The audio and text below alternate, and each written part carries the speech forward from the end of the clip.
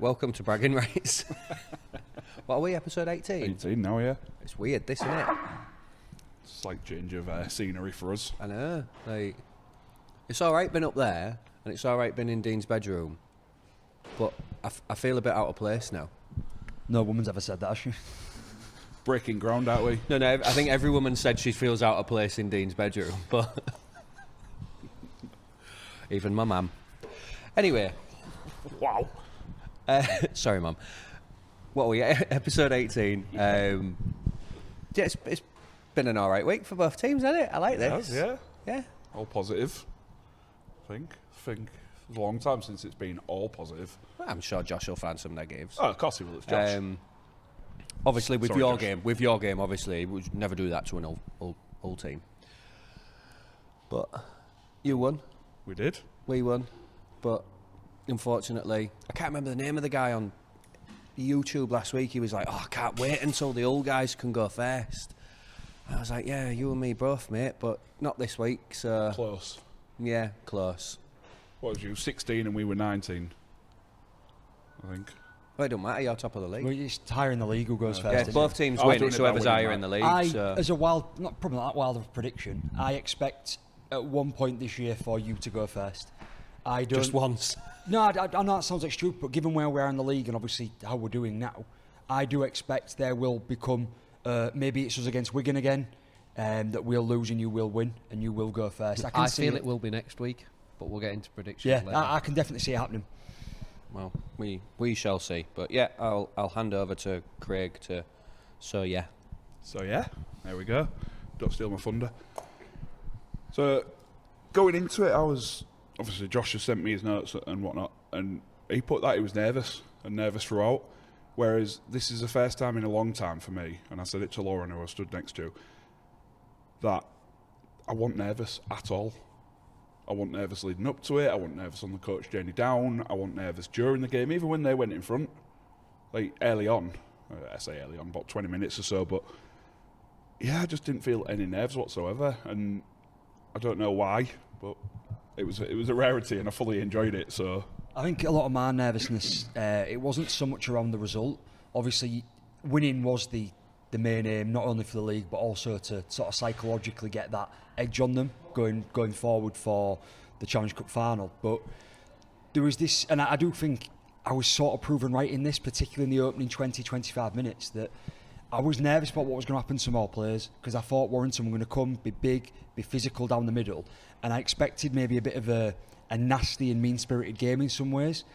That's the only way. With that many, we have injuries, don't get me wrong, we've got 4 first teamers out, but the amount that they've got, I just got this sense that there was going to be trouble, there was going to be hard hits, and there was going to be some bad tackles or some injuries coming out of it, or maybe some sin binnings and potentially penalty points, and that's what worried me more than the result. Obviously, yes, that was a focus to win, but that was my main nervousness, was I wanted to come out unscathed, and I couldn't see a way that we would. You said a forward battle, and with them having not the first 9, not the first 6 and 7. I've got a list of the Warrington It was injuries, always going to be a more forward-based game plan from them. So I get your concern on that front, to be honest. yeah, so you've touched on the injuries. 7 players, I believe it was, not playing. Sneed took a knock last week. Obviously, always going to be a big miss. Should be back next week. Vaughan, he's got a calf strain. Back next week, possibly.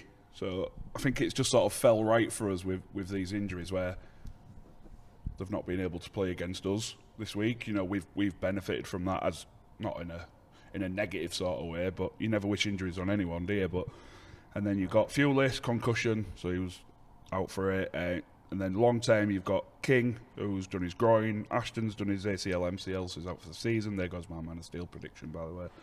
And Williams, with Cookie's favourite word of syndesmosis, who's targeting a Wembley return. So, and then in the game, they lost Powell with a knee injury in the build-up to the first try, I think it was. Then they lost Crowther with an ankle injury a bit later on, and then they lost Ollie Leyland with another knee injury. So that's going to put you on the back foot. You're already missing 7, and then you've lost another 3 players in what are probably key positions for them. And I think we dealt with that really, really well. I think if these, and I think we did as well, but I think they dealt with that quite well. This is what I'm saying. Yeah, Wire needs we've so got much that. credit. Yeah, so much credit for the grit and the sort of determination they show as a side. And if they're going to take anything out of what's happened this season, regardless when we get to the end, if Burgess leaves, as we know, there's a big rumour flying around. He did nothing to help but keep that rumour flowing in his post-match speech. Yet. Yeah. But if they're going to take anything out of the way they've played, not just this game, but the way the season's going for them, it's how well they're doing at recruiting behind the first team, because they are pulling players in out of position, players that are maybe not first team quality, and turning up in games and putting an effort in. Obviously, they didn't against you a few weeks back, but they have, they've got to a Challenge Cup final. They did against Leigh, they did against you, they did against Wigan at Magic, although the result went against them that day. But yeah, so if there's something to take away from them at the end of the year, because right now they're languishing down at 10th, I think it is, yeah. So they're not in a good position, but they should be able to come out at the end of the season, regardless of what happens, and we're still a long way to go, and be like, we're doing well in our squad and what we're doing and what we're building in the academy and pulling players in, because they didn't really look out of place in many ways. Yes, we beat them well, as we're going to get onto, but at the same time, they really have got a good sort of depth in their squad, and I think that's a credit to them and should be a positive looking forward for them. Yeah, definitely. You said there about the grit and determination. I think on a couple of occasions it did cost them, because they were playing with a heightened enthusiasm, I would say. And on a couple of occasions, and they both led to tries, I was saying to Susan earlier on, that they shot out the line and missed a couple of tackles. Roderick Ty shot out on, I think it was Broadbent, and then I can't think who it was, might have been Connor Wrench shot out. Well, Ty missed 2 tackles for 2 tries. Might have He been Ty missed, on the he missed second Mikey one. he on had the a bad second night one. at the office. Apologies to Connor Wrench there, but yeah, the shot don't apologise to him. the shot out and missed a couple of tackles, which led to the opening try, and then the try that sort of I don't really feel we deserved from Mikey. I think it was very against the run of play. I think they were on top. They'd had a lot of field possession and a lot of position. So, but you take it, don't you? On the Mikey point, I don't know if this was something he was going to bring up, but Mikey's rightfully so going to get some negative press about what happened on Friday night. Yeah. I think he looked really up for it opening, but I think one of the things I sent to you, I can't remember what play on words he was, but I said he was magic, but And infuriating. But I'm sure it began with an M because I was trying to go for an alliteration. But yeah, when you watch that game, you look at a few of the instances like that, the high shot on I can say Radford, but I meant Ratchford. Yeah, that is his worst. But when you look at the rest of the game, he actually was playing at one of his best. And you say that try was against the run of play, but he threatened to break the line and did break the line 5, 6, 7 times on the night. He was at his absolute Man of Steel form for 80% of the game. But unfortunately, because of that nuisance stuff he did and the infuriating bits he did wrong, they're the focus, and that's that maturity that we seem to be missing, that I've been praising him for the back end of last year and this year, saying he's got better. Whatever's going on in his personal life, whatever's going on the night, he was infuriating at times. He still had an 8 out of 10 performance, but there was just a couple of instances that he let himself down. And that's why I don't think it was undeserved, probably the wrong word. I think he did deserve that try. No, he'd been not Mikey threatening himself. I just meant in terms of the flow of the game. Okay. Not Mikey himself, because I do feel he had one of his better games. We spoke last week about him wanting him to be smarter with his decision making, and I think, like you say, he did that for a lot of that game. So yeah, it swings and roundabouts. He's still very young. He does still have these immaturities in his game. And obviously, that's something he's working on, because we've seen a vastly different Mikey to what we've seen in previous seasons. So there are still going to be those little, petulant, childish, if you will, sort of assets to his game. But on the flip side, he's also working on them. So it's, you got to find that balance. And you did go for an alliteration. It was maddening. Yeah. I'm not sure that's the word. Magic and maddening. Not sure that's the word, but we'll go with it. I'm not going down this line again. Every time you question me if a word's right or not, believe me, lads, it's a word. I'm not intelligent enough to say if it is or it isn't, so I'm keeping it up. No, I think Cleverer enough. Yeah. More clever.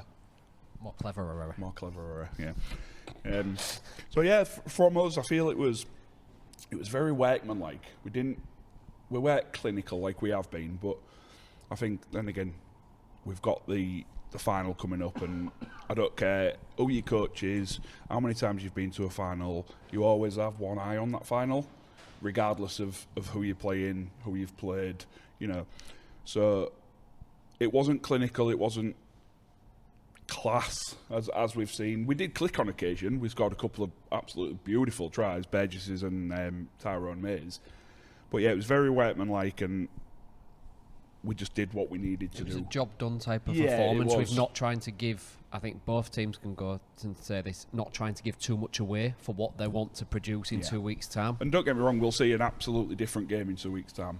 It'll be a different Warrington side because they'll have players back. The atmosphere, a wider pitch, a bigger stadium. It's going to be a completely different game. So I'm not taking too much from our game. Obviously, I'll take the win, take the 2 points on the league ladder. But yeah.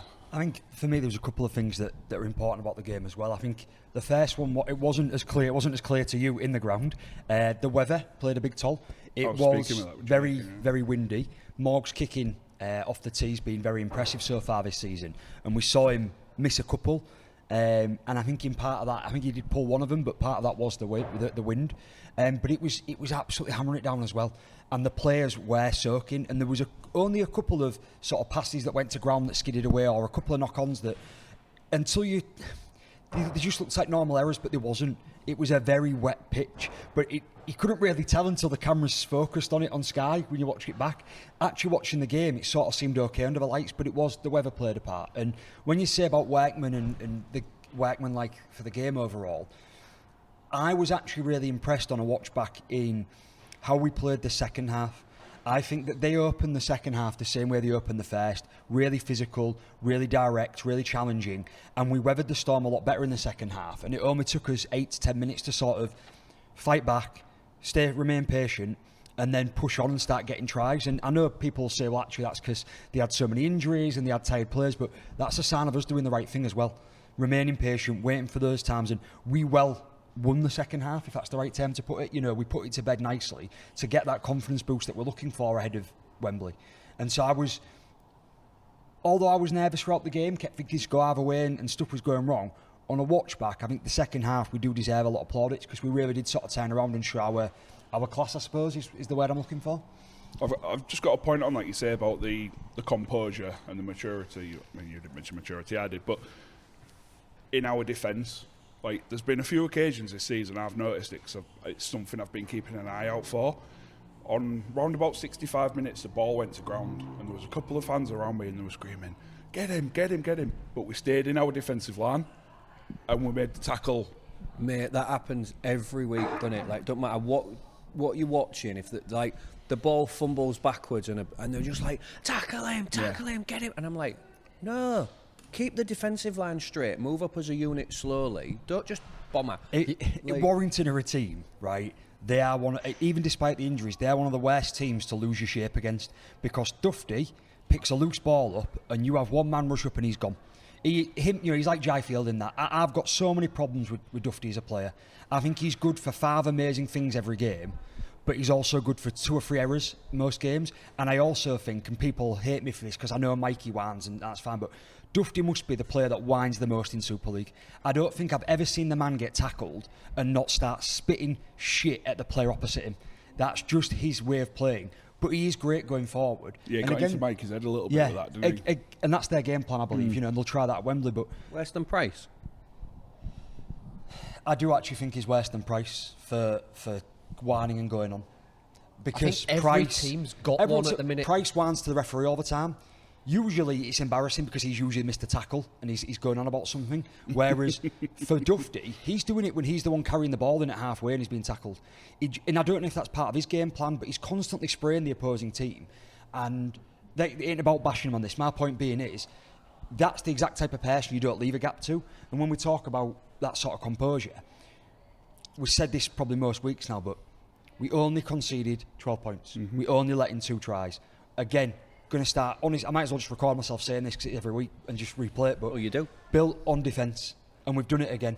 You're going to have a chance against most teams in this league if you can only let them in for 2 tries. Yeah, absolutely. And like I said, there was a couple of occasions. There was Tom Davis in the Challenge Cup. I didn't get to speak about it in the game because it was a bit rushed for time, but I think they had a 2-on-1 out on our right edge, and he held his defensive line, which then made the attacker think, which then gave Hiku a chance to get back, and then we made the tackle. So it's obviously something we've been working on, and it's absolutely working for us. So. I think I mentioned that earlier on in the season too. There was another one earlier on. I think it was against Hull, actually. It was a 3-on-2 against you, and instead of diving in to make the tackle, the centre rushing up and then the winger getting caught out even more, you sort of backed off 5 or 6 metres. Yes, you give away 5 or 6 metres, maybe 10 at that moment in time, but you didn't concede a try. So you thought of the long game rather than just, I need to tackle this guy. So it's quite. I've seen it a few times now from you guys, and it's smart defence. So, question from me is the fact that you've now played Wired 2 weeks before you've got them in the final, and they've been so depleted. Is that a worry, or is that a benefit? Do you think? Because from my perspective, if I was a Rovers fan, which I was for one day, even though I cheered for Salford the entire game. Well, you cheered for Sneed, but the one much to cheer him up for Salford. I would be hoping that I would get to play the team that I'm playing at Wembley and get a proper feel for it. Whereas now, you have a bit of uncertainty. You've not played Warrington for a little bit. You kind of run that risk of underestimating them because you might have in your head, well, he's been out for a few weeks, he's not going to do now. Or he's been out for a few weeks, he's not going to do now. He's coming back and he shouldn't really be coming. Do you know what I mean? Like, so as a fan, are you looking at that as a bad thing? Let me answer this almost in the way Peters or a coach would. Yes, there will be that mindset, and players will be thinking about who they've played against and what's happened. We will. I believe we've had one eye on that final for a couple of weeks now, and we probably will do this coming week. But if you move aside from that and go for a real professional answer, I truly believe as a club we have moved into what Peter says all the time. It's next game. It's just a game. We just go into this. We are proving, I believe, that our level of professionalism and the way we're going forward, that we don't actually worry about who they've got. It's not going to be, oh, what if Williams rushes back? What if Sneed's in the squad? It's more a case of we play the team on the day and we prepare for them, and we prepare to do our team first, not what they're doing. So when it comes to the Challenge Cup, we'll start based on defence only. That's what the defence first, not only. That's what we will do. So it'll be, how do we keep them out, and then how do we go for our players? We won't care who they've got on the field. We won't have a specific game plan for Dufty might do this, he might do that. Yeah, we'll be prepared for it, but we won't overthink that. What I would probably just shorten that answer down to is, you've got a Wigan mindset. I think you have to be at the top in this league, and I like to think that's where we've got to. Can I ask that from what I would, if I was on the Warrington side of it? We've just been beat by Rovers, who came over to us at our place, turned up with what looked like a job done, let's get the job done attitude. They didn't throw half of what they could throw at us, and they've still beat us convincingly. So that maybe puts doubt in Warrington's mind. So you're always going to get that the couple of weeks before the Challenge Cup, But to answer your question, Jimmy, probably not, because it's not every season you get to a Challenge Cup final and play your opponents 2 weeks before. Sometimes you might play them after, but I don't think there's been many occasions. I think Wigan and Wire played each other. Yeah, but the week before last we year, did it with Wigan, didn't we? That's only like a couple of examples. you think how many Challenge Cup finals that there's actually been, and when did you play that team? You say, if we didn't play Warrington yesterday and Wigan played Warrington, and then next week Salford played Warrington, it's exactly the same principle. You've not played them. You've not played who you're going to face at Wembley. And like I say, I've mentioned it, it's going to be a totally different game at Wembley. It'll be so chalk and cheese to Friday night. So Sneed going to win his third Lance Todd? Is that what you're saying? Not unless he signs for Rovers in the next week and a half. Them surroundings can... You mentioned something then. I know we're running close to time. There's something I wanted to mention just to get it out there briefly. It's more of an awareness from me, probably more for discussion maybe going forward, but I noticed a bit of a mindset change in the last few weeks. I've noticed it on social media, I've noticed it on fans commenting, I've noticed it on Reddit and Facebook and things like that. There's been this sort of mindset change, I felt, that we're being treated the same way as a Wigan in some ways. I know we haven't won anything, I'm not saying that. It's the way the rest of the league view you. All of a sudden, we are getting all of the hateful comments. We're getting all of the bullshit comments of the RFL want Rovers to win. Rovers get everything. You know, I sent you guys some stuff that happened on Friday night where on Reddit there was some really upset Wire fans spouting nonsense. I mean, the best one for me is Mikey's high tackle on Ratchford, right? It's wrong, it's stupid, it's silly, it's penalty sufficient. That's what we want to see in that game. It slips up, it doesn't hit high, but it's reckless. But how you can stand there and scream that he needs to be red carded and the league is protecting Rovers and Mikey when you've just tried to take Burgess's head off 5 minutes before on what I believe is a clear try-scoring opportunity, which could have gone even. That's what I'd said on Reddit to that guy. Commentator said that as well. That could have gone in for a penalty try, and I don't think it should be. I think penalty sufficient, but you've seen stuff like that pass go. But how you can be blinkered and miss that and start commenting and going, Rovers got all the 50-50s. I do think we got the rub of the green Friday night. I won't disagree with that. But we didn't get every decision. And it's just this mindset change that it's actually a unique place for us to be at as Rovers fans, where I've long disliked Wigan. I think Wigan get the rub of the green. I think they do lay on extra in tackles. I think they do seem to get away with more, right? But the facts don't back that up. The amount of penalties that Wigan haven't received this year that Pete's been complaining about proves that, right? Yet you see it in sort of blinkered glasses because they're such a good side. I feel we've had a mindset change where Rovers are now starting to get that, hatred's a real strong word, but definitely that dislike from the rest of the league where you're actually frustrated when they're playing well and doing things. It's, they've beat us because they've got every decision. No, maybe we turned up on Friday night and the strength of our team and squad against your depleted Wire team in the rain was that much better. It's the typical British mentality.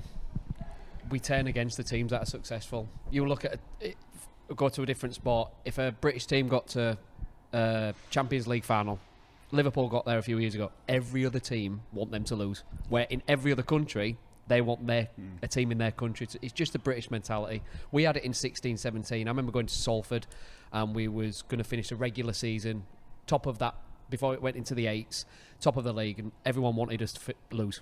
Yeah, it's that thing of Rovers fans are not, they're the cockiest of the worst. Mikey's horrendous. You're like, actually, go forward 2 years and see where people are at. Go back 5 years, and it was then, Tompkins, Catalan are really good, they've won the league. Tompkins is the worst one in the league, he's horrendous. But the moment they drop down to 5th and 6th, the comments about Tompkins get a little bit less. The comments about hating Catalan, it just seems to happen.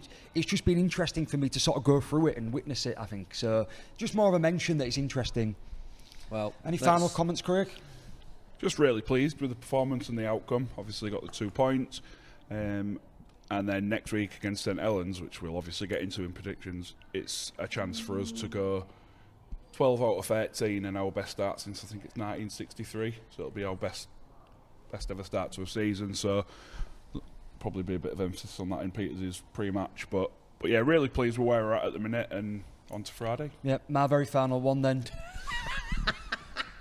Just a shout out to the 2 best players that we had, I think. Hiku, absolutely deserving player of the match. It was fantastic.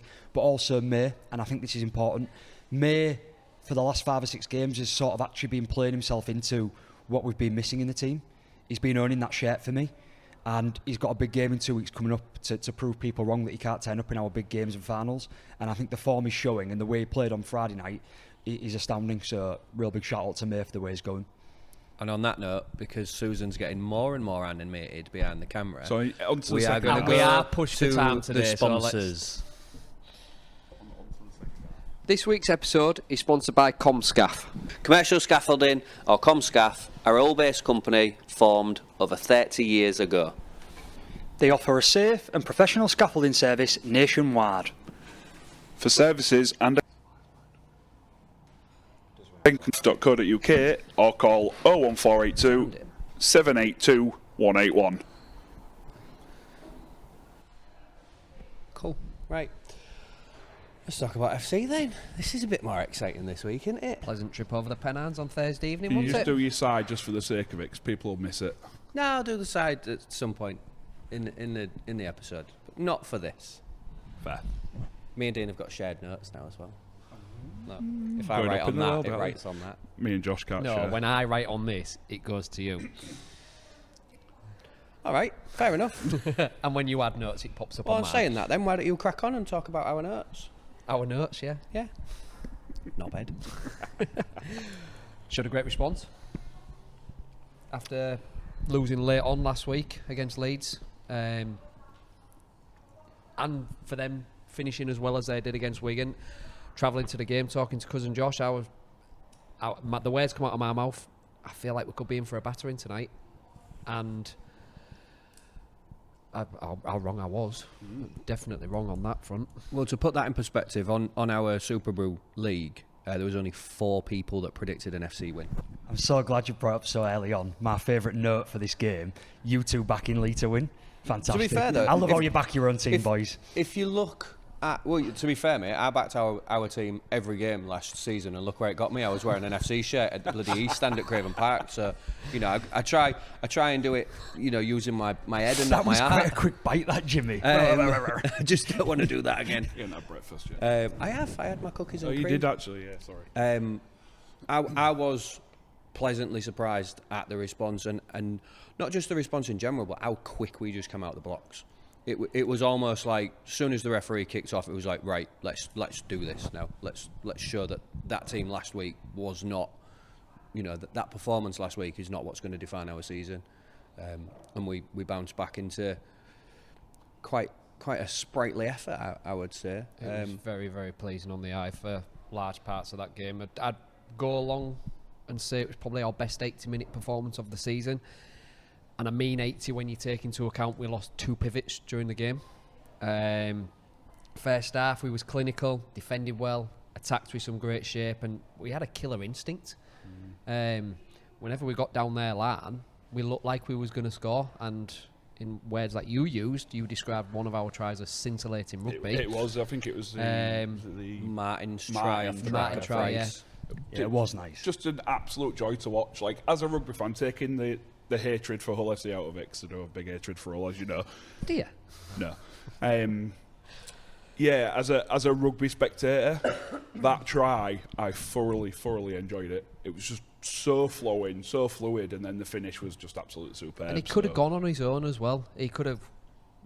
A lot of players would have just had that little step on the inside and risk getting the ball knocked out or not grounding it. And he was just so unselfish. Give the ball to Martin, who we could see was in a better position to plonk it down. I think you mentioned there, I want to give some credit to FC on this. You mentioned about the first half performance there. Record this, kids. I always give them praise when they deserve it. The worst is yet to come. Leigh were terrible. There is no taking away from how poor Leigh were, and a lot of people are going to turn around and say you beat a team that didn't turn up. That isn't what happened. Leigh were really bad, particularly in the first half, but there was made to look even worse because of how good you played in the first half. I think Leigh made all look good. Just on that, Yeah, sorry. just on that, because I have to get it in. I know, and you're right to. But we had a comment on YouTube from, I'm thinking, a Leeds fan who just Southside 1804. probably never watched the pod before and did not get our little inside joke that we have. You didn't make Leeds look good. They just wanted it more. Ash Handley last run summed it up. We know. We knew that at the time. We still know that now. It's just bants. But my point on that there, though, aside from that banter, is Leigh weren't playing well, but the way you played in the first 40 minutes, they didn't have a chance. I think you played better in that opening 40 than you did in the Warrington game, in my opinion. Yeah, I would say so. I would 100% say so. If I was... Sorry, Craig. No, you're all right. If I was being overly picky, the only thing I could say we did wrong was we give away a few penalties and a few 6-agains. I do think some of them were more tactical than poor discipline, but that is me being as picky as I can be. I do think you still give away lots of silly penalties. I do you feel... You seem to not get punished from this week, though. I think, like I say, it was more tactical. It was like Leigh have made a little half break or a break, and right, let's hold them down 20 metres out, and we'll just give the line an extra few seconds. I can give a penalty, and I'm not going to get yellow carded because it's not a break. But I do think, as I was just going to say before I interrupted you, Dean, there was. I think in that game you would have gone in front at half time against 90% of the league. Like, maybe with the exception of possibly us and Wigan. Maybe, I'm not just saying that just because it's us. You might have even gone in front against us, maybe. But the way you played, you was great value for your half-time lead. That's the bar we've set, and that is what we've got to aim for every week. There's a problem with that now, though, isn't there? You've set that bar, you've got to win. No, not that. The big problem with setting that bar in that game now is that, and I know we're going to get onto it and we'll probably talk about it a bit more later, Asiata is the linchpin of our team. This is the thing, though. When teams have linchpins, right?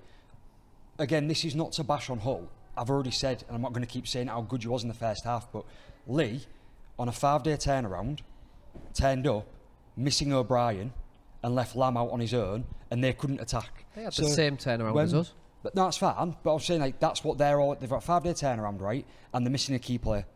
Yeah, you didn't lose yours to the second half. A second half, I might add, you didn't score any points in, right? So what you're going to see is when Craig's saying with that start, you'd beat 90% of the teams. I completely disagree. That's all circumstantial. We lost a pivot after our first try. Right? They can. I'm not disagreeing. I'm saying I disagree that you would beat 90% of teams with that first half performance because it's like the team you're playing against. They have their own issues. They couldn't attack. Lamb was out on his own. Mbappe looked like he was match fixing and throwing the game in the first half, right? How he got man of the match, I have no idea. It doesn't take away from the effort and the heart and desire, but that wouldn't have beat 90% of teams. You were still giving the daft penalties away, right? Like you said, there was tactical, yeah? You did have a player go down and go off. They wasn't really showing much in the first 60 minutes or so. So I wouldn't get carried away. You've just gone from last week for was we carried away because we're not where we might be in the league or where we thought we would be. Yes, it was a good... I don't agree it was an 80-minute performance, but it was a good performance overall. Let's not get jumping around saying you'd beat 90% of the teams that first half performance. I disagree with that. That one all fan that liked us last week now dislikes us. So thanks for that. The reasoning behind why I say an 80-minute performance, you'd look at the first half and go 26-0. Yeah, brilliant. And then you'd look at the second half and think, well, they're still on 26. Why would I say it's an 80-minute performance? For me, my reasoning behind an 80-minute performance is we lost Cust after the first try, 20 minutes or so. He got banged in it. Yeah, did he just? And for the first time this season, we haven't let losing a pivot affect our rhythm and our game plan. We went on to score 3 more tries in that half, so that's a great learning curve that we're going down. Will Price, still defensive liability, no lie about that. Probably his best game for you. 100%. After that happened, after Cust went off, he stepped up. And he showed that brilliance that we was talking about when he first signed going forward. Price was great. You said these notes were just for me and you. Have you been sending them to him? No, because we have got that written down as well. But yeah, it's good to see we're learning for that. We did suffer in the second half when Asiata went off, but none of you can tell me that no team would lose their rhythm and shape when they're losing 2 pivots during the same game. We then... basically, I think had the kitchen sink thrown at us, lead through everything that they had, which wasn't everything that they've normally got because of the injury to O'Brien. But coming off a rollicking at half-time, which had no doubtly got, they threw everything they could at us. And we conceded 12 points against a team that sat 3rd in the league away from home. That's why I'm saying 80-minute performance. Our defence, for the large part, was good. Our scramble was excellent at times when it needed to be.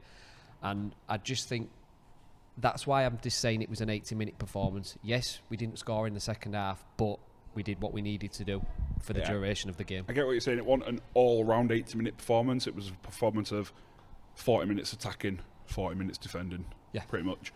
And we had to defend that second half because, like I said, we lost 2 pivots. Our attack was going to be non-existent unless we had a breakaway or something like that. But second half, it was get the job done. That's got to be worrying, though. To say that without them 2 pivots, the attack you think it's non-existent. In that game, you tell me anyone that loses no one to fill in for Asiata. Who, to be fair, who in our squad fills that gap? That's what I'm asking you. Because I cannot. We were talking yesterday, weren't we? I was in the car yesterday, and I was like, who's going to fill that gap? So, and we've got a bit of a conflict of what we think is going to happen next week, but we'll get into that when we preview the game. But in the game, it's hard to change things. But when you've got it going into next week, we'll have hopefully Raps back. You might have Charles coming in as a halfback, so you've got them options to change in game. When you're down 2 subs, you haven't got that ability to change things when it's 2 pivots. That's another.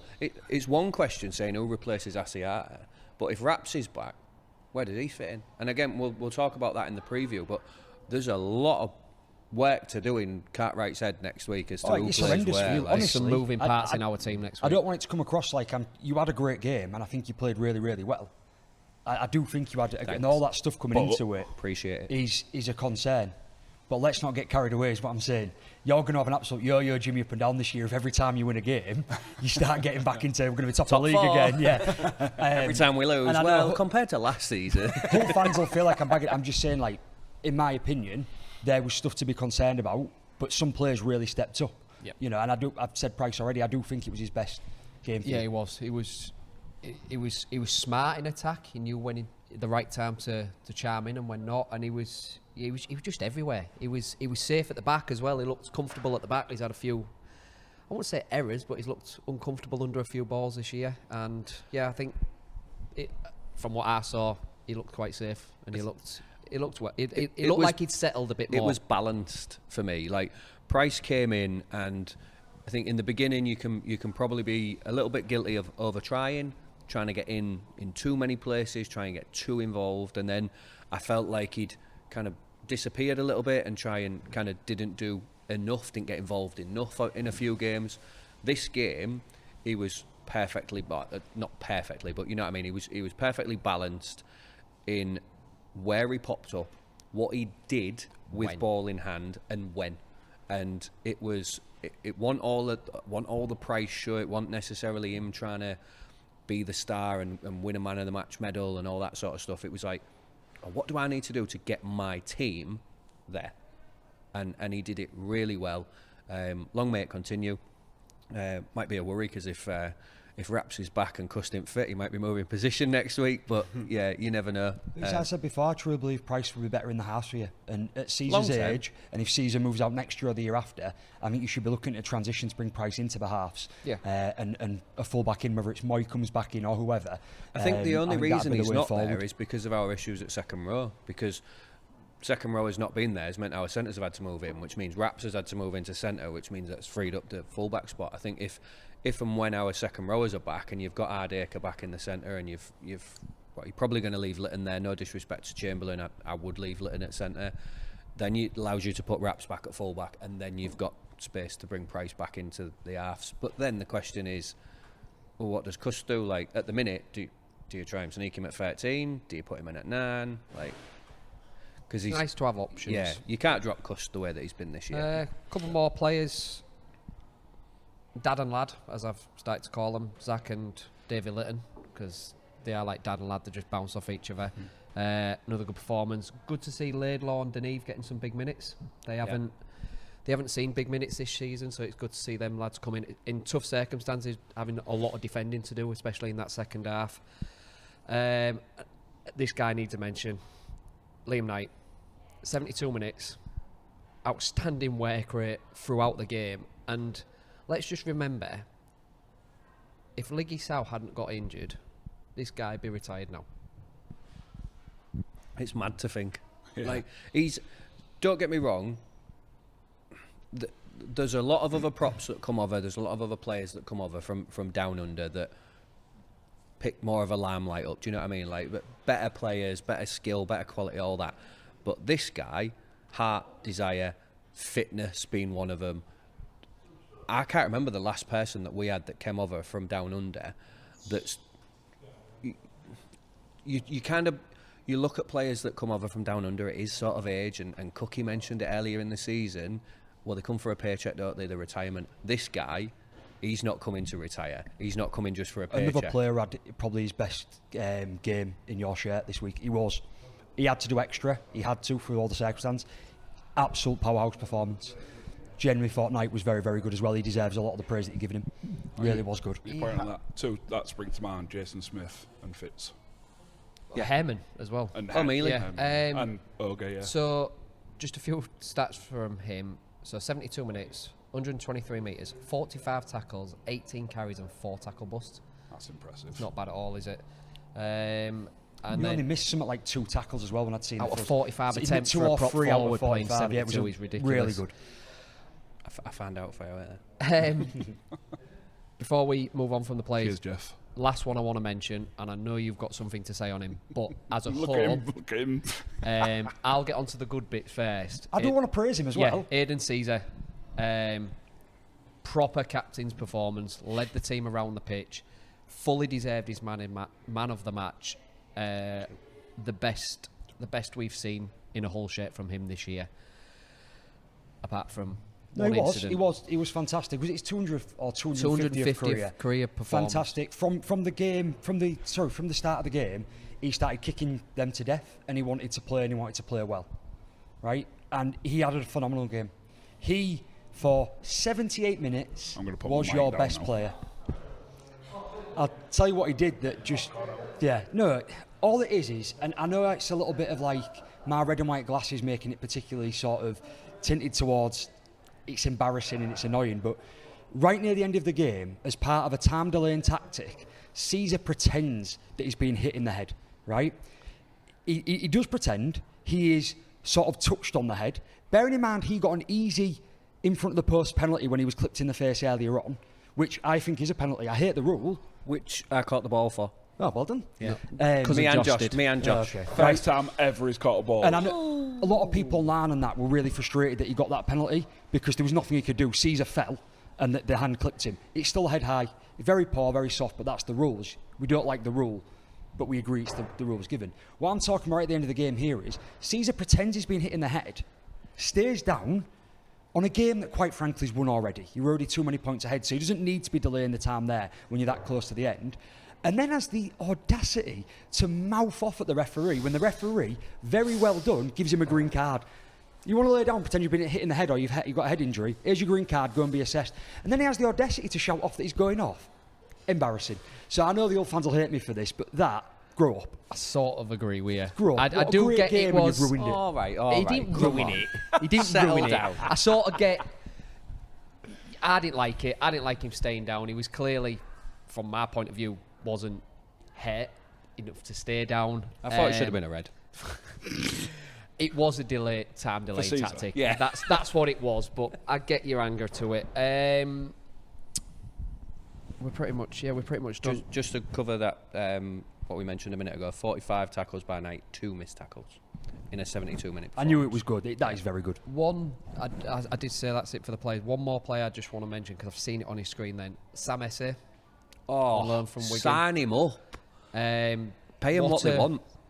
No, let's not go that far. God. No, maybe not. Well, his contract's up at the end of the season, but Wigan have got a year option. Right. The way he's performing, the way his performances are improving as well, I could see Wigan taking that option up. They'd be silly not to on a homegrown player. But yeah, his performances are improving massively as the weeks go on, and yeah, I think from Sam got Esse's yeah, he's into the team. He wants to win. You can see he's great. From Sam Esse's perspective as well, he's stepping up. He's getting better and better each week, and there is going to be a slot made available at Wigan next year because we've signed that RVL. Yeah.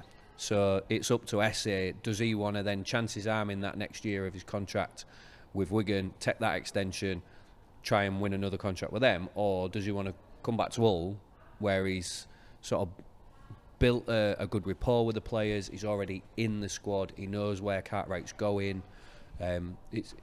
It's tougher than it sounds, to be fair, in my opinion, and a lot of it rides on who Wigan have signed for next year that we already don't know about as well. So so he's homegrown. Is he from Wigan as well? Don't know. Because that'll play a big part in it. But he must be homegrown because he ain't counted on. He's not on any quota or anything. No, I don't like mean that. I mean, is he from Wigan? He could be from Blackpool. He could be from because if he wants to play for the club that he grew up supporting or whatever, that will play a big part. Just to finish up on huge game Saturday, a very winnable game, I believe, and then it's the break. After the break, we have Castleford and Salford. So we've gone from looking, shit, this is 4 losses on the bounce, to a win. Catalans away who are struggling, and then you got Castleford, Salford afterwards. It's amazing what one win can do to change your mentality and the outlook on everything. And are we done? I think he's from Leeds. He'll come to Hull. It's closer to Hull then, anyway. The only thing on that then, Thursday night, no free coaches this week. How many fans do we think had gone? There was 3 coaches. That's what I was asking. Was the Friday? There was 7. I think there was 7 behind the stand. Still 400-500 fans travelling on a Thursday night across the Pennines. I think he made a great point before we started recording. 3 coaches, Thursday nights away. At Leigh's our furthest to travel, isn't it? No. Apart from Catalan. Well, yeah. St Helens and Warrington. They're about the same. I think we've actually we worked it out in terms of mileage on the road. Leigh is the furthest away. Yeah, So really? from stadium to stadium, I think we worked out that Leigh's the furthest away. We might be wrong. I thought it was so Warrington. if we're wrong, So Barry will point it out, won't he? on a Thursday night, I don't understand why the league can't be done in such a way, because the only team that it knocks down really is Leigh, because it's Home money team. lost from the home team. Why are we not doing Thursday night games are within your own county? So Hull versus Cass, fine. Hull versus Leeds, fine. And Wigan versus Leigh, Wigan versus, that sort of stuff. Why are you asking teams to travel a couple of 100 miles on a Thursday night? Even when it's free travel, you can see that people don't want to do it. You've still got work the next day, or kids have got school the next day. We say it's a family game, but that's... So Saints is the furthest. Susan's just said. Don't forget as well, I understand your point, because I wasn't actually trying to dog on FC. I was asking the question, did you have free travel, how many did you take? Yeah. I agree that we could maybe do it better. We're asking Super League to put a lot of extra effort into... We're asking some planning. common sense. Yeah, but also, there's caveats to that, isn't there? So if they turn around and say, well, we'll swap the fixtures actually, you can have a home game. You can't do that because you can't play on your pitch at the minute. Or actually, we're going to swap you and you're now going to play, I don't know, Wakey this week because that's only an hour and a half down the road. Or that means you're playing 2 weeks in a row against each other. Do you know what I mean? It does add a lot of complications. But so you've got... They do it on a supercomputer, and it's not hard to turn around to the supercomputer and say the distance between this club and this club is this much. Maximum distance for a Thursday night fixture is this much. That computer will just go, ding. You had Cass and Leeds this week. 15, 20 minutes apart. They could have been the Thursday night game. Leeds would have still taken a big following. Yeah. But, yeah, we're asking for common sense and it's not going to happen. But I'm not completely against it and what you're saying, but the clubs have to buy in as well.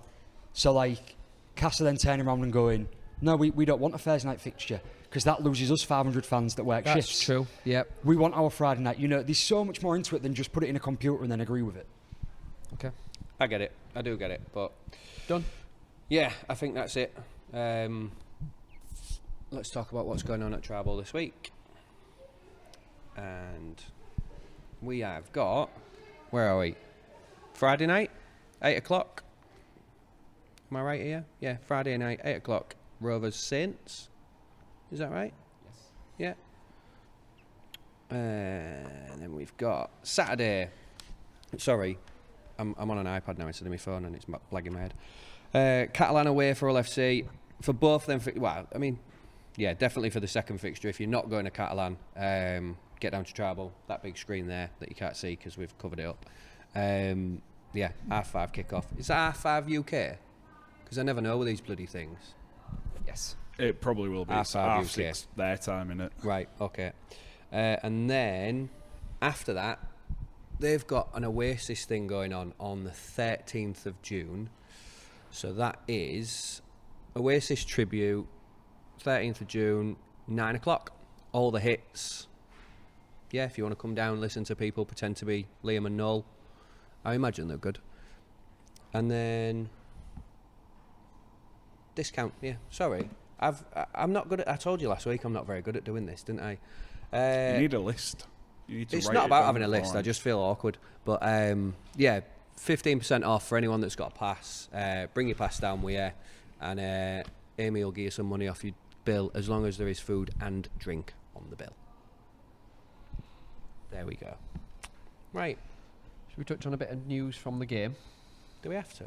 I didn't know we were doing this. Did we find out about this about an hour ago? Yeah. Oh, okay. So... Throwing Susan under the bus. I know. Right, 5 few minutes to things. talk about all the news in Rugby League. Mate, there's Origin this week. 6 minutes, okay, cool. Congratulations to York and Featherstone on reaching the 1895 Cup final at Wembley in a couple of weeks. Great achievement for one of our former guests. Our only guest, yeah. Yeah, I'm going to annoy him now. Like, I'm cheering for York, by the way. Yeah, I am. That's actually what he said on his... Was it? I've just never liked X? Fev. Just never liked him. I don't know if it was because of what he said on his X, where he was like, "Good luck to Hull KR and." Hopefully it's a good day for both That's teams. it, That flipped me against it. Come on, York. On the Wembley showpiece, the RFL are projecting an attendance of over 60,000. A Challenge Cup final hasn't hit over 70 since the 2016 final. We all know what happened then. So hopefully we can get a good crowd this season. It'd be good to see, just for the sport, just to see a decently filled stadium. And it's been reported that you guys have sold over 16,000 for the game. That's through the club directly, so I'm guessing there'll be more who've booked through the RFL, so a big following I think going I from got mine Rovers. through the RFL. Because I did it. Wow. Only because I did it on the way home from the semi. Fair and enough. the way released by the club. Man, You're I'll not be- putting man, any I'll be money through into the your own RFL. club. They've had enough out of me over the years. I'm sure they won't miss one ticket sale where they're going to get about £5. If So, that. Steve Mack, as we all know, has left Catalan last week. Since joining them midway through the 2017 season, he led them to 2 grand finals, a League Leaders Shield, and the Challenge Cup final triumph in 2018. And it's widely reported he's going to become the next Leeds Rhinos head coach Brad next Arthur goes to season. Perth then. Brad We'll Arthur to see. Perth, Burgess is his assistant. Well, Burgess was assistant to Mel Meninga, apparently. That was the rumour. There's a lot of rumours going around, Yeah, isn't there? obviously Peters is linked with a job as well, which we'll see. We'll see. The Steve Mack stuff, because you just listed his accomplishments, he has done really well at Catalan. I had a look after he announced he'd left at how well he's done. In my head, he's been there for a long time. It's only since 2017. I seem to think he's been the Catalan coach since like 2010. I don't know why. He's only really had one bad season in all that time where they haven't made the playoffs. You look at that, going to finals, winning finals, being a League Leaders Shield in there as well. He's actually done a really good job. So He has. he is a hell of a coach. And it shows as well that, and I can't remember the owner of Catalan, the French guy's Bernard name. Gauche. That's it. He doesn't mess around. He wants results. So if you're going over there to take the mantle, you need to get results or you'll be out on your ear as well. Definitely. And I know I did rightly predict that Joel Tompkins would be the manager. He's interim at the minute. I don't see that as the long-term option. I think they'll have somebody coming in. Yeah, I feel like that. Zane Musgrove. Be careful what we say here. Yeah, because we've had a few rumours going around, so we're not going to not gonna- speculate on anything yeah, like no, that. let's not say anything Obviously, about he's left, anything. he's left Warrington this week. Why? Already stamped up by Oldham on an 18-month contract. Big spending championship side Oldham, who aren't afraid to No, they're not. throw the money about at the minute. Do I we have a think- list of who's think- at Oldham at the minute? No, but we can get one We for can next get one, week. yeah. I think Warrington described the Musgrove incident as internal affairs. After an incident with a teammate, I think was Yeah, the words they yeah. used. It was So- at a barbecue. That's Dangerous places, barbecues, aren't Yeah, they? I think we should. Yeah. Let's just Swiftly stop move it there. on Yeah. to a positive. Wednesday sees the return of Origin. New South Wales travel over to Queensland for Game 1 in what I think all unanimously think is the pinnacle of our sport. Yep. So I'm very Agreed, much looking forward absolutely to that agreed with game. I was People, practicing my blues Do it. chants one night. people that listen, people that watch, and like to comment and let us know. Let us know if you think there is a bigger game in the sport. Because for me, and that's what I was saying before, and you've just said it, unanimously agreed. I think State of Origin is the absolute peak of our game. It's better than our grand final for me. Obviously not if you're there playing in it of a Challenge Cup final, but it's better than that. It's better than a World Cup final. It's better than any internationals we show. I don't think it gets any bigger and better than Origin. But let us know if you agree or people think differently. From my perspective, I agree. I think it is the pinnacle. I think there's no better game in rugby league, but I've been to one, and the atmosphere is nothing. Even in a jam-packed Marvel Stadium or whatever it's called now, jam-packed 70,000 thousand, however many it's old, the atmosphere was nothing compared to an old derby. And you was there for one of the best finishes in I was recent there Origin games, when weren't you? Today. Fairgo made it down the wing and threw the pass inside for Tedesco to win it last minute. I think it was the first Blues Origin win for a decade. 75,000 years. Yeah, Something like that. That's what it felt like, anyway. it was good. It was fun, but it was a friendly atmosphere. And I think that's Australian rugby, though, innit? It's not. You speak to the Australians who come over here. Jared said it. A couple of other players have said it when they've come over. Like, there's no chanting really in Australian rugby. They don't sing songs and things like that. So That's actually a point that came up yesterday from my old man, actually. When he was talking to the Wigan fan earlier on in the season who had been to Vegas, he was telling a story about all these Aussie fans, whatever Aussie teams played this year in Vegas, I can't remember who it was, but they was taken aback, and by the time they got into the stand in Vegas, they were saying to the Wigan fans, sing them songs again, teach us the words to that one, because it's not that they don't sing or chant as much, or they don't do it in their entirety, but they don't do it anywhere near as much as we do. No. They don't seem to have that. this is our song, or we'll It's sing a the Red British thing, Robin. isn't it? It's Yeah, there British, was- well, European actually. There was videos going around spreading Australia of the Wigan fans with the guy with the drum walking from the strip to the stadium, because that road's normally shut off on game day, so I'm guessing it was for this. And they had like a couple of hundred of them walking down that route chanting all the Wigan songs. I And can't wait. I there was- genuinely can't wait. there was like you said, taken aback by that, and it was yeah, it's great to see them teams putting. It's like a meeting of two worlds, isn't it? Yeah. Really, like There we Are go. you talking? I can just hear this. Just real quiet. He's We're broke the wall He has to every week. every week. The thing is, though, he sticks in the news segment talking about rugby league news and thinks that we can do it in 5 minutes. Well, we have. We've done it. Are we finished? Yeah. Oh. oh, we've got two more, right? Two so more. I Two don't more know what, minutes or topics? Oh, So- all right. Oh, fair enough. You're you know- obsessed with getting your voice on this. Obsessed. I reckon we could have the producer, like, do you know, like the video ref where he's actually not there? You'll get your time in a minute. It's all right, he'll give us an extra minute. Go on, Craig. So quick whiff round. Blues or Maroons? We know you. You just shouted it. Maroons. Blues. Blues. And Blues. So So you're the odd I'm one the out. odd four one to out. one. You're the odd one out there. I was Just 'cause practicing all yeah. played in blue against Leigh. So I was stood at the back of the stadium Blues. like, you blues. And then, do you know, like at the end of the Sky Games, they do a challenge that. Did you see ours this week with our Tamed? English bread's better than French bread. It's not the one I was going to. It's just because we've touched on Vegas. So obviously it came from Jamie I Jones. put it in the chat, didn't I? Put it in the chat. Jamie Jones said Leeds will take more to Vegas than Hull KR. Yes or no? I think they will. Leeds have got a bigger fan They base, have. so they have. There's more likely chance of them taking more fans, but it depends on how many buy in. Just remember as well, so not only are these challenge that, But done can I just to say, be- sorry, it doesn't matter. No, of course it It doesn't. doesn't I'm matter. Just just go creating- over and I mean, it kinda represent does. your club Well, no, in the but best this way. is my point. These are I'm just made. creating talking points. These are made to be that little bit on the nose, so that people do talk about them. An ex-Leeds legend in JGB is not going to turn around and go, "You'll take more." So they take that as a pinch of salt. Yeah. And you watch them every week. They do it to try and get a bit of a response. And second of all, yeah, it doesn't matter. I'm sure there'll be some banter about it. I expect Leeds to take more. Our city is split between two clubs. And a city that's smaller than Leeds Right. anyway. If we didn't have that, and we had one rugby club, then we could be a powerhouse. We could have more fans than anyone in the league possibly, or be right up there. Merge then. But no, that's what you do. We don't merge, right? But I expect Leeds to take more, bigger fan base. Of course they're going to. But it's on the one whole, of them. Like they've got a bigger fan base, but historically, the old clubs travel better than anyone. So it's I think it's a tough one. They might have 12, 13, 14,000 season ticket holders, however many they've got, and you've got your 8. But I still think as a percentage, 9.5. whatever it is, you'll take a bigger percentage of your members than they will. So, just quickly talking about the fact that he's just given me an extra minute, and the fact that I was really peeved off that it's not a derby in Vegas. He pointed something out this week, Dean, for those that aren't watching. This city has split families. I'm fortunate enough not to be involved in one, but you, I am. Craig, you're involved in one.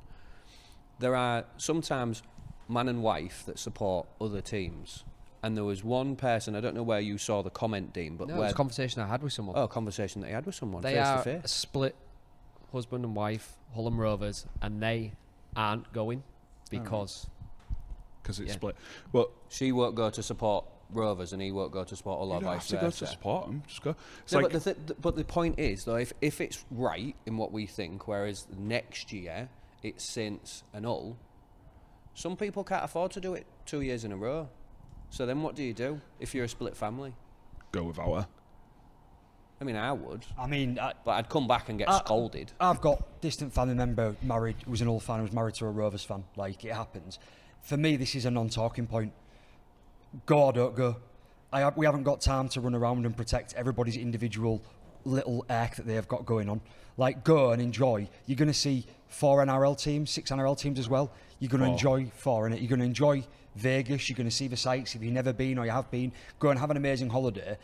don't not go because for 80 minutes you have to watch Rovers No, play. it's not that. It's like some people can't afford to go 2 years in a row, and then if a Hull fan or a Rovers fan are going to watch the other team, then they can't afford to go watch their team the year after or their team this year. Yeah. So, I I do get looking it. for a but it is negative what in a it really is. positive situation. Go on your own, go with friends, go with the club that you go and sit and watch the game. Do you go and sit and just talk to your partner at the games? Do you go to the games? Do you know, like... I go with Rachel and she just goes on Assos. It's not just a game though, is it? It's the full trip. But yeah, these pros and cons. It is what it is. I'm in a Facebook group, messenger group with Rovers fans, obviously, with regards to Vegas, and there's a couple of people who've posted in there that their misses are Hull fans and that they're going with them. One of them's only going because he went to Australia in 2018, so she's returning the favour and going. That's fair. To watch Rovers. Whether they're supporting us or not is another matter. But yeah, my family's split and it's great on Derby Day. That's one place where I would feel a lot safer wearing an Hull shirt mixed in with the Rovers fans. At Vegas. At Vegas, yeah. And I'd do it. I'm loving this section that was meant to be 5 minutes. Let's keep going. It's Jake's fault. He gives us an extra 2 and we've just run with it, haven't we? It's just done that again for another minute. Another minute? Oh, all right, fair enough. What else can we talk? Oh, so No, come Sean on. Long is the head coach of Oldham. They've now got It's got the squad Musgrove, Drinkwater, Gil Dudson, Jordan Turner. I know he was at Hull for a while. I've got a fair few names that you can mention. Adam Milner, there, 13. Matty Ashurst, he was at Wakey last year, wasn't he? Yeah. Right, come on, move on, Got a because fair we're going few to get decent voted out players. of here soon. So Nah, sod 'em. you have It's only half past. Pay for our drinks, then they can't kick us out. St Helens Friday. Yes. Expectations? Expectations. What I want. Strong team. You can't afford to What lose. do you think you'll get? I think we'll get a strong team. Looking at Peters, I don't think he's the sort of person to lay on ceremony. I think he'll take a strong team, as strong as he possibly can, and he'll run with it. Maybe wouldn't be surprised if Morg didn't play, just to give Broadbent another run out at fullback if that's where he's going with it. Yeah, that's about it really. I think we'll see a strong team. I would play the people that he expects to start in the final. Absolutely. You can't afford to lose any momentum. Maybe put Morg on the bench instead of whoever else. Richardson, on the he bench, only got but 10 minutes at weekend, which was a pointless exercise. So if we're going back I to didn't get that. go back to right at the beginning, when I was talking about how I believe in Peters being professional and how he sets up and his next game up, we're still a league to try and win. I know there'll be an eye on Wembley, they can't not be. But at the same time, I'd expect quite a strong squad. I expect it to be very similar to what we'll see at Wembley, and I expect it to be a turn up, it's our home, it's our fortress. We want the 2 points, we want it well. Obviously we want to come out unscathed for injuries and bans and things like that, but it should just be business as usual. Because as I said earlier in the podcast today, we want to get Wigan-esque in that. It wants to be the next game up. It doesn't always need to be a big deal. Next game up, get the job done, move on. And I'd like to think that won't change much. Could be wrong, we might see a massively different team and he might be resting ahead of Wembley, but we also need to back how fit and fit our team is in our strength and conditioning, that our players are able to turn around after the week. Peters Plus, alluded. Sorry. go on. massively for us, we play Friday night and then get that turnaround for the following Saturday, whereas Warrington play on Sunday. Ooh, I think they're all Friday. The use my fourth game of the supercomputer. weekend. Yeah, I think there's 3 games on, 1 on Thursday, 3 on Friday, Friday. and Warrington 2 on and Cass on Saturday. Friday. That Unless it might have was been and they've changed. moved it. That was a maybe. comment I I was read gonna online, I didn't check it, I so was that's on going me. to say it's good to see both teams are playing the same day, so Yeah, I they both agree. get the Yeah. same preparation. Same time as well. That's some false news, that's and I fake think, news I've read fake Fake online. news. Peters Or some allu- other fake news I just want to cover because someone off will to the- jump Sorry, down mate. my That's my throat opinion. on Twitter or Instagram or bloody YouTube. I said earlier but Pape got man of the match. Just want to clarify that he got the Leigh man of the match from the club. I've been thinking about it for ages because I was like, someone's going to tweet about Do that. you even watch the games, Jimmy? Yeah. Did you even go this week? Caesar got man of the match. What Did you not on see him on about? Sky? Dean and Jesus watching the rugby together. I We got a had this- comment off Rachel about that. She said, "Oh, your hair You look put nice." in Dean and Jesus on TV. Our cousin at the exact same time just seen you and Jesus, a message to me on TV.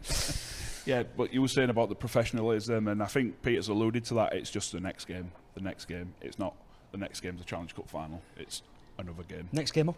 Yeah. So- Friday night at home. And What a Saints going to bring, we beat them. Next game up. He epitomised on Friday night. I was saying to Susan on the way here. He epitomised on Friday how driven he is on the game. When I think it was Tyrone May's try, which was a beautiful try, and then the camera pans to Willie Peters, and he's just like, right, next thing. He's going on. It was like that, and then going on about the next thing. So he won't celebrate, and he won't like getting ahead of himself or anything like that. So I think that just shows his level of professionalism. And he's never led us wrong. We keep mentioning this. He's never led us wrong with his squad selection. So whatever he puts out on Friday night, no, that's why I said like whatever he puts out on Friday night, we'll back it. McNamara one day, maybe. And I think the fans all want to send off the boys to Wembley after a cracking game. So really quick before she has a hernia, how long can you keep him for? Peters. Yeah, because the way he's gone, the way he's going, I don't understand why his name isn't in the people's mouths about Perth. It is. Oh, is it? Yeah. Him, Arthur and Burgess have all been linked. Right. So for me, if I'm a future Perth fan, I'm like, well, I want Peters, thanks. Like, it's not even a question. For me, I'd have that list. Burgess should be at the bottom of that 3 for me. Yeah. So I would probably say Peters with Burgess as your assistant, because I think Brad Arthur, I think he's too far in now. I think the way that he comes across. I don't think he'd be a very good assistant. I think he'd try and take over too much. I think the worst thing for Rovers and Rovers fans and Rovers as a club, it's going to sound a bit. You're going to be like that. Is us winning a trophy this year, because then Peters has done what he set out to do, and then he can go. And then he can go. That's the worry, isn't it? Like we talk about. That's my. You can't. I get why you're worrying, but I'm not worried. What I'm saying is, if we get to the end of the year and Peters goes, and like lots of Hull fans keep telling us online, end of the year, Mikey and Peters are going. What are you going to do then? Well, we're trying to build a club that thrives on success with everybody, not individual players. Obviously, it's huge having a player like Mike, having a coach like Peters, but you make your club attractive to bring people in, so that if Peters does move on, we attract other good coaches in. And the second piece of that is, if we get to the end of the year and we win something, we win the Challenge Cup, Jesus Christ, touch wood thinking about it, but if we do, all right, it's gutting to lose him. But he did what we wanted. We won a trophy after 40 years. That's what I was. Yeah, you can't do anything. It's just done. It's someone. They have to go eventually, don't they? I think replacing Peters. I'm not going to say it's going to be easy, but replacing Peters shouldn't be too difficult, because you'll have other coaches that'll be like, oh yeah, why would I not want to take over? Who wants the job of they've just won a trophy in the top of the league? The hard job is whoever's picking the gaffer, because you should have plenty of interest. I think the hard job for Rovers will be if Mikey does go. And fingers crossed he ends up at Wests like he's meant to. Who do you get? And it's one for us to talk to maybe another time, because I think she has a hernia now. But Virgin on an aneurysm. Yeah. Right. On Anyway. On to you guys. Our trip Saturday to night. Catalan on Saturday evening. Are you going? Unfortunately not. No, funds just aren't allowing it. No, you like laughed. It was just a genuine question. I want mocking you. Wait there. Are you going to Vegas? Oh no, you're not. Are you? Yeah, keep your trap shut. Shut up. No, I was just genuine. Are you going? I didn't know. No. We wanted to. The club were going to put a flight or something on, weren't We're they? putting a free plane on. No. Well, no, 'cause last time they had a flight where you could go on like an official one. Yeah, and the they didn't game do it, in February, they allowed fans to pay to go on with the players and stay a couple of days. But with it being summer, I'm sure like sponsors and more people have taken them spots. I would have gone if I could. I was hoping for the free coaches again, because I would have taken them up on it this time, but they haven't put them on this game. So I've done a coach to Catalan, and for the first time I went, and it was hell. I would never ever do that. it again. I did Disneyland like Paris at school, hours. and that was the last time I was doing that. But no, I really wanted to go. Just funds and time, and just hadn't allowed it. That's it. It is what it is. End story is we're not going. Yeah. Really one to get your head around, didn't it? Yeah, this is tough. Obviously, with the injury to Cust, we're hoping he'll be okay. Asiata, he's done, and for this game, and the way he's done, the way he went off and how frustrated he was, I think we might not see him for quite a few weeks, unfortunately. We will know. We're recording on Sunday, so we don't know the true extent What of his was it, injury. ribs? Do we have to do our predictions now then? Because Yes. we have to do them early, and like Tough. we haven't even seen our. I mean, Wakey and James, shut up. Salford haven't played. Calm down, Susan. We're all in the same boat. Yes, we do. Dean got mad. I've lost my thread train of thought now. He was on about Cust. and I we see. haven't seen the full We won't sorry, know the SCR. true extent of that injury Yeah. till later on in the week because, like I say, we're recording on a Sunday. Getting real mad now. He's banging stuff Oh, over. yeah, throwing shit I'll be around. throwing the bottle down like he did last week. It was just a lid, It's- thanks. It's going to be a really interesting team selection. We've got, hopefully, Jed. I heard whispers this week. Jed might be back. Yeah, so there was whispers, but then there's also concerns of because it's been an hamstring. Do they want to stick him on a flight and then play him? You know, flights which are obviously not helpful No. with Give him another injuries 2 like weeks. hamstrings. Like, yeah, do You've you got a just week want off to? after this week. I would. Yeah, I You've would got- as well. Mm. but- We've got Aidan, who's played for the reserves yesterday, who was 18th man on Thursday. Fash is out on dual reg at Doncaster today, I believe, so he should be available. So there is a couple of options to bring in. Raps should be back from his HIA. I wouldn't rush Jed back. I don't think we need to. not with his He's record. been out. with No, his he's been out hamstring. for a long time, so don't rush him back. And he was with apparently the hamstrings. temperatures are going to be around the 30 degrees. So pitch side it'll be even hotter Yeah. on Saturday. So I'm struggling to get my head around what's. I think we have got enough to beat him, but with the I might change my prediction. No, after hearing the weather report. I don't know. I really don't know. It's a struggle, this one. But Makes it even worse with Catalan getting, turned over by, Wigan we don't know what to expect from him. yesterday. Really, really well turned over. But again, that makes it even more difficult because, And another week with Tompkins moving away from whatever it was that was. well, last night was a weird done wrong. performance. Wigan didn't seem to play well, which is an horrendous thing to say when they won 48-0. They didn't get out of second gear. They didn't need to. They made mistakes. They looked like they didn't have much structure. It's wild. Jim was just just changed laughing. that, I've yeah? just changed it. When we give the predictions, tell us what it was. I And now will what do. it is. Yeah. For me, it's a struggle to try and piece the team together. You said you'd stick Fash at 13, Well, and I said Ashworth. this depends if Raps is back. If Raps is back and Cust is out, that's a decision as well. Is Cust going to play or not? Raps goes to fullback, Price at 6, and then I would. I'm disliking the nickname Raps. I don't know why. I don't know why. They just Just because he's Pana. earlier on. yeah, because I don't know whether to call him Rapanet or Rapana. So Raps. Raping her. What's wrong with that? Wow. So there's that many different moving parts in the team this week. I just don't know which way he'll go. You could have Ardek. We play with a ball playing 13. You could have Ardek who's got a pair of hands on him. I really don't know. Yeah, it's for the first time all season. I cannot put the whole team together. I can't figure out who's going to go where. Like Rapana could slot in at centre and move Briscoe back to the bench because I'm not a fan of Briscoe defending at centre. You could stick him at fullback, put Price in at 6, put Cust in at 13. There's so many different things you could do. And I'm not saying I would put Cust in at 13, by the way, but You could know, put Deneve at 13. Deneve's got the. but has he got the engine to do a full 80? And for me, I would start Ashworth at 13 and then spell him with Barmforth. When you're starting to take a bit of ownership in the game and get that field position, bring Barmforth on for his hands. Well, then is Burrow going to do 80? in Well, that it's- heat. In Yeah, that that's heat. the other thing. Yeah, So yes, it's such a a difficult it one is. to It's a machine difficult and one it's to a moving predict, parts, especially yeah. 6 days out from it as well. So so I've got all by 50. talking about all by 50, we're getting on to predictions.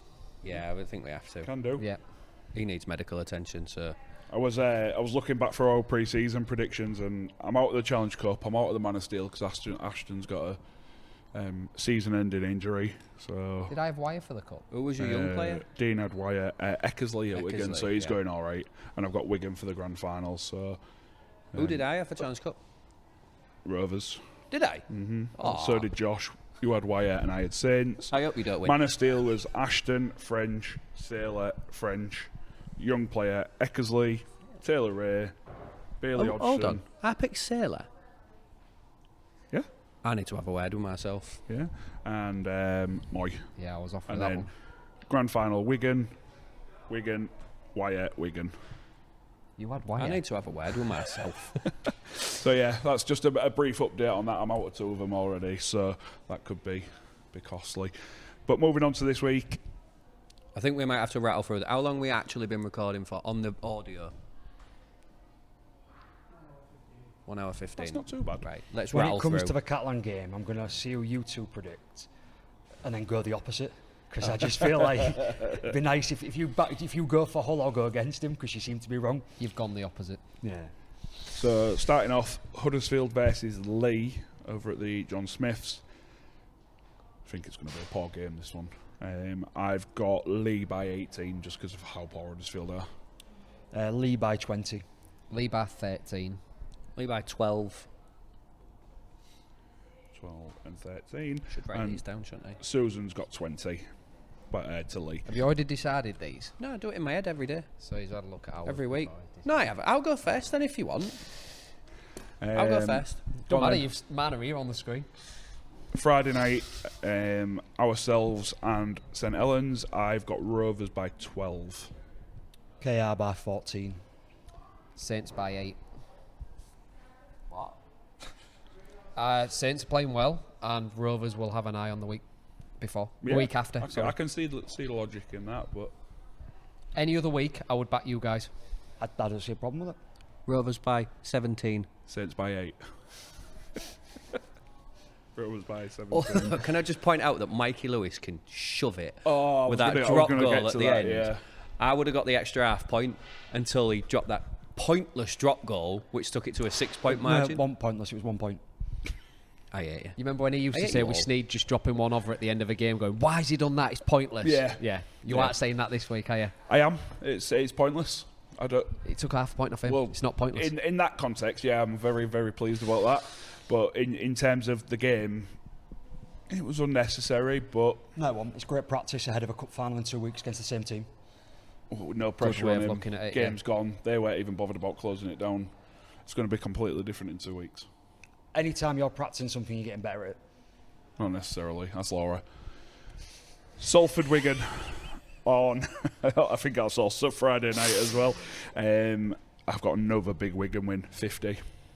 I've got Wigan by 50. Wigan by 56.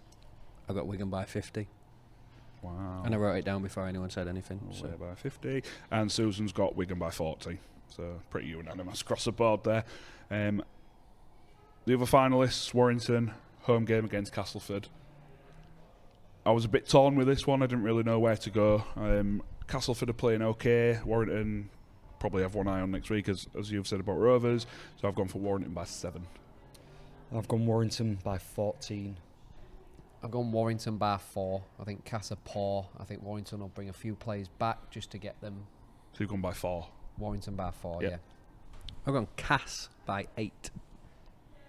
For very much the same reason. I think Warrington will have one eye on next week. A couple of players coming back. I still think they'll have enough, but we'll see. I've been wrong before. I'm sure I will again. Susan's got Warrington by 14.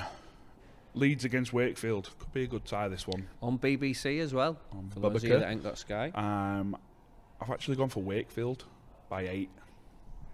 Wakey by 8. This was the difficult one for me this week. Really difficult. I've gone Leeds by 4. I've gone Leeds by 7. A couple of 7s this week. And Susan has gone for Wakefield by 6. And then finally, rounding off the weekend, I believe, is you guys over in the south of France. So initially I had 14, but then after hearing everything today and then the weather and everything like that, I've dropped it to 4. So I've still got Hull, but I've gone Hull by 4. I've got Catalan by 10. It's not just a bagging FCXRs for me. I think you're yo-yoing season and 10 at one game, where's the answer, where's the next one, can trip you up on a trip over to south of France. Having said that, I can easily see them performing like they did yesterday and you not quite blowing them away, but getting a real good romp out there and something like 28-0, 28-4. I'm stuck with what I originally put, Catalan by 10, but it's probably the one I'm least confident about this week. I wouldn't be surprised for it to be wildly wrong and you to have a good victory out there. Having said that, you've got your own troubles, as you've just discussed, and who's going to play where, so wide open, really. I've got Hull bar 7. I think this is going to be a low-scoring game because I think at best our attack will be clunky on Saturday. Love that word. It will be a game Clunky. for us based on defence, and I think we'll be in the 15, 16 points scored, but I can honestly not see it. I can see us not conceding more than 1 or 2 tries. So 7, Hull by 7. All by 16. You've got 2 ways you can go with this. Either the team falls by the wayside after losing Asiata and stops learning, stops being able to score points, or someone, maybe a Barmforth, goes in at 13 and steps up and starts to think, oh, why has this guy been playing hooker? I just think someone potentially could step up, and I thought, you know what, why not take a punt on it? Fair enough. And Susan's got all by 8. So I think you've started a bit of a precedent off here with that drop goal thing, because there's 3 7s and a 13, I think. Well, it's because you get the half point by being within 5. So 5.5. Is it 5.5? Yeah, so I just thought, well, yeah, why not just mix it up a little bit and see if it makes much of a difference. Almost. I ain't put any, maths into this at all. I just thought, Change mine to Hull by 7.5 then. But, yeah. Anyway, just point out again, 1,200 people viewed on YouTube this week? Yeah, 1,100 people on YouTube this week. Loads more of you subscribed, which is great. We're at 415. Let's try and push for 500 if you can. Share it with your mates if you're enjoying it. If you enjoy it and you aren't subscribed already, do it, because then you'll get a notification every time we put an episode on there. We've had a lot of people mention about us doing other things, asking us to do other things. We need to have a conversation about that, so I'm not committing to anything, but we'll have a chat and see if we can do anything. But yeah, if you could subscribe to that'd be brilliant. And as well to Patreon, if you could become a friend of the pod. I think it's $5 a month. You get, as a little thank you, you get the audio version of the episode on a Monday as opposed to a Wednesday. So you get a little treat, but it also helps us out, helps us pay for stuff. Because like I said before, it's all self-funded. I'd say the coffee, but it's empty. She's shaking her head. She's fuming. Yeah, so if you could subscribe to that, we'll put a link on in the comments section of the video, and we post it all over Instagram and Facebook and stuff every week as well, if Jake remembers. Sorry, Josh. Jake remembers. But yeah, on that note, see you bye. See you, bye. See you, bye. See you, bye.